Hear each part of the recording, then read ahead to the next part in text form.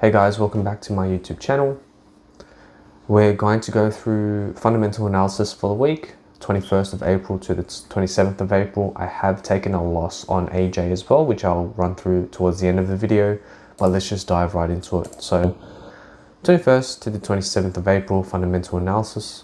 Just a reminder guys that this is not financial advice. Please do your due diligence and research on the markets, make informed decisions when investing your money. This is just my take on the markets. Okay, so COT reporting, we see Aussie big bias change to the long side, also pound and oil.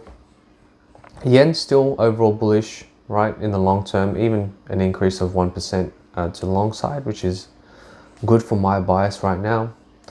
You can see gold's gone down, US dollar's gone down. Gold is pretty extended right now in my opinion, so not surprising. US data, we have flash manufacturing and services. Manufacturing was hotter than expected and revised up. Services was cooler than expected. So actually with that reading, it ticked the economic section of my table to more bullish. Still net bearish on USD. We do have NFP coming up next week, so labor market would be very interesting to see what happens from this, and also core PCE coming out next week as well. Aussie no change, and yen we had Tokyo CPI and services PPI both being bullish, further establishing quite a bullish inflation data on the yen, which is why I'm trading that to the long side. Nothing changed from graphs, right? So nothing to comment about. This week's data, we had PMI for flash PMI services and manufacturing. We note a 16-month low for the PMI readings. Future sentiment is it has been the least optimistic since July 2022. Employment rose slightly. This is the fourth time it's been up in the last 5 months. And a little quote from Chris Williamson, which is the chief economist of the S&P, states that these higher prices will inevitably feed through to higher consumer inflation, potentially limiting the scope for Fed to reduce interest rates at a time when a slowing economy looks in need of a boost. So basically what I'm gathering is this Chris here is just basically speaking about stagflation potentially being at hand, depending on how the economic data is released, especially since this is just a flash release essentially. So there's something to note. Overall it is hotter than expected, so you know it's a net plus for USD, but nevertheless we're still bearish on it. Next week's data, like I said, we had big news. We have JOLTS, we have NFP, we have Bank of Japan policy rates, advanced GDP, and CPI for Aussie. So very interesting for next week.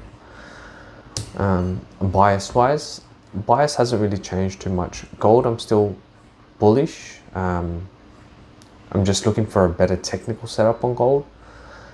US 30, AU still no trades. US UJ and AJ still short trades available from a fundamentals point of view. But I really want the technicals to actually marry with that statement. So let's just go through my AJ trade that I've taken a loss on. Just move in there. So I've taken this trade here. I had two entries. First entry was through here. After these two rejection candles, we got an entry through here, and then the second entry was this big engulfing here. We had an entry to there. Because it wasn't the best setup from a technical point of view, I risked 1% here and 1% here, which is 100 USD.